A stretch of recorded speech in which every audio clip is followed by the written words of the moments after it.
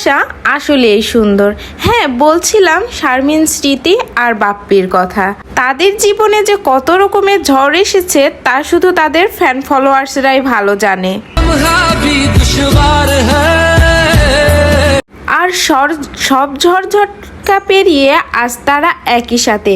জানা গেছে 2023 সালে তারা বিবাহ বন্ধনে আবদ্ধ হয়েছে, কিন্তু এই বিষয়টা তারা কেউই পাবলিকলি আনতে পারছে না তাদের পার্সোনাল কিছু কারণে। আর বাপ্পির ফ্যামিলি স্মৃতিকে মেনেও নিতে পারেনি। আর মেনে না নেওয়ার একমাত্র কারণ স্মৃতি ডিভোর্সি।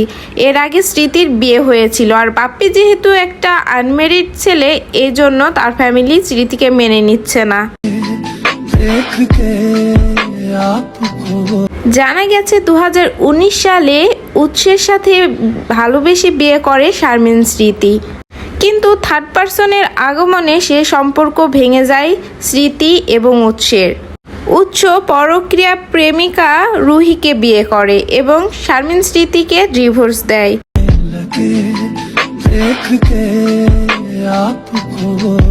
এবং এরপর থেকে শুরু হয় স্মৃতির যুদ্ধময় জীবন। আর বাংলাদেশে একটা ডিভোর্সি মেয়েকে যে কত রকমের ঝড়ঝাপটা পাড়ি দিতে হয় সে কেবলমাত্র একটা ডিভোর্সি মেয়ে বলতে পারবে। তারপরে স্মৃতির সাথে যোগাযোগ হয় বাপ্পির। প্রথমে বন্ধুত্ব থেকে প্রেম এবং গোপনে তারা বিয়েও করে ফেলেছে। আর এই বিষয়টা খুব একজন জানে না।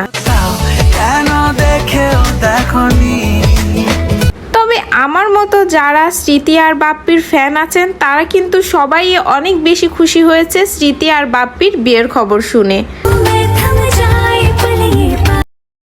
ইদানিং নওরিজ আফরোজ পিয়ার বিয়েতে স্মৃতি এবং বাপ্পিকে একসাথে দেখে সবাই টোল করা শুরু করে এবং তারপরে স্মৃতি বাপ্পি এবং স্মৃতির বিয়ের একটি ভিডিও পোস্ট করে।